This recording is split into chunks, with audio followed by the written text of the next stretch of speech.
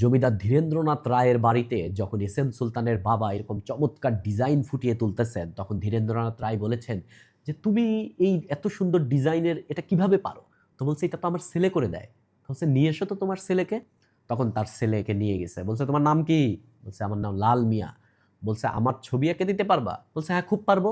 মুহূর্তের মধ্যে পেন্সিল দিয়ে এস এম সুলতান যখন ধীরেন্দ্রনাথ রায়ের চমৎকার একটা ছবি এঁকে ফেলছে, তখন জমিদার তো পাগল হয়ে গেছে যে, বাপরে বাপ, এই ছেলের কোয়ালিটি তো অনেক বেশি। ওই জমিদারের ভাতিজা, তিনি আর্ট কলেজে পড়তেন, তিনি তাকে আরো আঁকাআঁকি শিখাইছেন এবং এক পর্যায়ে তিনি কলকাতায় নিয়ে যান, বা এস এম সুলতান কলকাতায় যান। তো কলকাতায় আর্ট কলেজে তার ভর্তি হতে হবে, কিন্তু তার তো ম্যাট্রিকুলেশন নাই।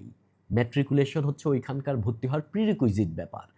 তখন ওই আর্ট কলেজে ট্রাস্টি বোর্ডের বা বোর্ডের মেম্বার ছিলেন হচ্ছে শাহেদ সোহরাওয়ার্দী। শাহেদ সোহরাওয়ার্দী হচ্ছে হোসেন শহীদ সোহরাওয়ার্দীর ভাই। এস এম সুলতান গিয়ে শাহেদ সোহরাওয়ার্দীর বাসার গেটে তিনি নিয়মিত দাঁড়ায় থাকে, গাড়িতে করে শাহেদ সোহরাওয়ার্দী চলে যায়, বাট কথা হয় না।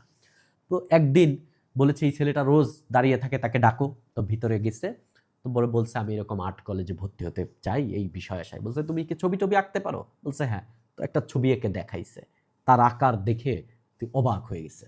তো শাহেদ সোহরাওয়ার্দীর সুপারিশে তিনি আর্ট কলেজে ভর্তি হন, এবং শাহেদ সোহরাওয়ার্দী বলেন, তোমার নাম কি? বলছে, লাল মিয়া। বলছে, তুমি তো জীবনে বহু বড় শিল্পী হবা, একটা শিল্পীর নাম তো কখনো লাল মিয়া হয় না, আজকের থেকে তোমার নাম এস এম সুলতান। বলছে, নাম পছন্দ হয়েছে? বলছে, জি, নাম পছন্দ হয়েছে। সেই থেকে লাল মিয়া হয়ে যায় এস এম সুলতান।